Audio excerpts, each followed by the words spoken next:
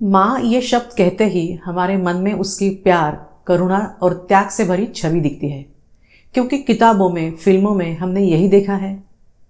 माँ के प्यार के बारे में हम सदियों से सुनते आ रहे हैं, लेकिन यदि आपकी माँ आपको बहुत प्यार करती है तो आप नसीब वाले हैं, क्योंकि हर किसी को ऐसी माँ नहीं मिलती।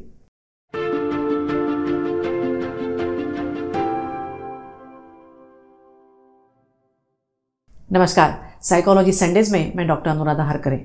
मैं एक काउंसलर और साइकोलॉजिस्ट हूँ। यदि किसी को माँ के प्रति गहरा लगाव नहीं है, आत्मविश्वास की कमी है, उसे अपने पार्टनर के साथ रिश्ता जोड़ने में समस्या आती है, ट्रस्ट इश्यूज है, तो संभावना है कि उन्हें बचपन में वैसा प्यार नहीं मिला जैसा मिलना चाहिए था।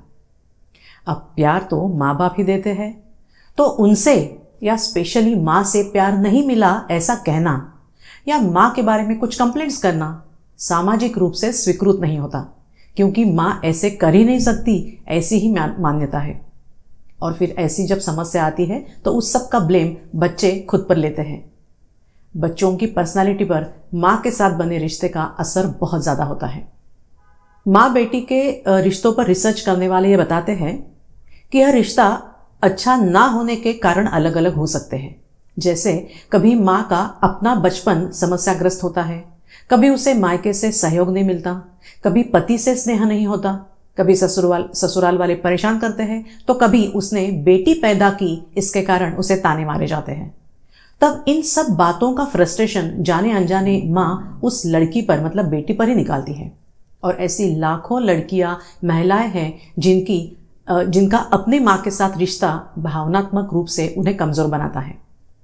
पर एक बात सामान्य रूप से पाई जाती है कि ऐसे असफल रिश्तों में, मतलब माँ बेटी का जो रिश्ता है जो इतना अच्छा नहीं होता, उसमें सहानुभूति या संवेदनशीलता कम होती है। आज हम देखेंगे माँ बेटी के रिश्ते में नकारात्मकता लाने वाले माँ के कुछ बिहेवियर पैटर्न्स। इसमें पहला पैटर्न है डिसमिसिव मदर, जो बेटी के भावनाओं को ज्यादा महत्व नहीं देता। जैसे यदि बेटी ने कहा कि आज मेरा सिर दर्द कर रहा है, तो माँ कहती है, क्या किया दिन भर, सोई तो थी, और मैं भी दिन भर काम कर रही हूं, मेरे पांव नहीं दुखते, सब नौटंकी है, जा पढ़ाई कर। माँ बेटी की भावनाओं को या जरूरतों की कद्र नहीं करती है। ऐसी पैटर्न वाली माँ लगातार सुधार के नाम पर गलतियां निकालती है। बताया गया काम यदि ठीक तरह से नहीं हुआ तब बेटी को दोष देती है। ऐसी सिचुएशन में बेटी को रिजेक्टेड लगता है और लगता है कि मैं कुछ ढंग से कर ही नहीं सकती हूं। फिर वो ऐसा कुछ करने की कोशिश करती है जो माँ को पसंद आए, जैसे स्कूल में अच्छे नंबर लाने की कोशिश करना, जो बातें माँ को पसंद हो वो करना, जिसके कारण माँ उसे प्यार दे, उसकी सराहना करे। तो कभी माँ का ध्यान बटोरने के लिए कुछ नकारात्मक तरीके भी आजमाती है, जैसे जिद करना, जो काम वो खुद कर सकती है उसे जानबूझकर माँ से करवाना। माँ यदि सोई है, आराम कर रही है, फोन पर बात कर रही है, तब उसे डिस्टर्ब करना आदि। अर्थात ये कुछ जानबूझकर नहीं होता, अनकॉन्शियसली होता है। दूसरा प्रकार है कंट्रोलिंग मदर। ऐसे स्वभाव वाली माँ थोड़ी परफेक्शनिस्ट भी हो सकती है, जो वास्तव में अपने आप चिंताग्रस्त होती है। और बेटी को मदद करने के इरादे अनावश्यक सलाह देना, बेटी द्वारा किए गए निर्णयों की आलोचना करना, बेटी बड़ी होने के बाद भी या उसके खुद के बच्चे होने के बाद भी बेटी की जिंदगी में हर बात पर अपनी राय देना। जब कभी माँ बेटी के घर जाती है तो वो कैसे बच्चों की परवरिश, घर के काम, खाना बनाना, घर की सफाई आदि ठीक से नहीं करती, इन सभी ऐसे काफी मामलों में नाराजगी जताती है और हर छोटी बात पर दखलंदाजी करते हैं। छोटी हो या बड़ी, माँ के द्वारा जो बार बार गलतियां निकाली जाती है, उसके कारण बेटियों को असुरक्षित और असहाय लगता है और धीरे धीरे इस बात पर उन्हें विश्वास होने लगता है कि वे एक सक्षम व्यक्ति नहीं है, जिसका सीधा असर उनके आत्मविश्वास पर होता है।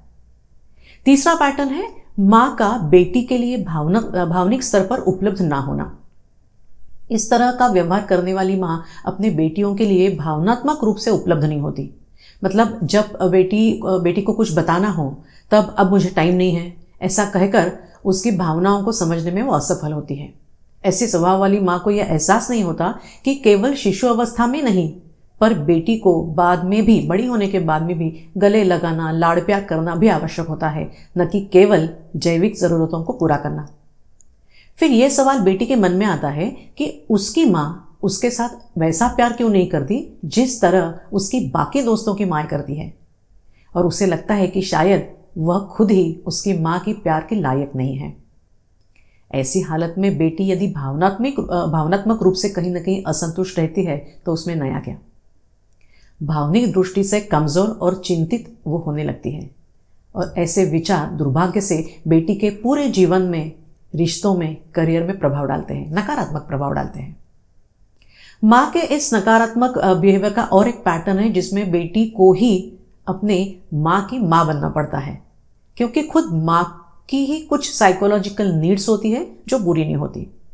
जैसे ससुराल में या कभी पति से या कभी बचपन में आए अनुभवों के कारण माँ का व्यक्तित्व चिंताग्रस्त या असुरक्षित होता है, उसको खुद को ही संभालना नहीं आता। माँ का ही बचपन दुखी या क्लेशकारक हो सकता है जिसके कारण वो खुश नहीं होती, और फिर ऐसे मामलों में या ऐसी सिचुएशंस में बेटी को ही माँ का साथ देने की नौबत आती है।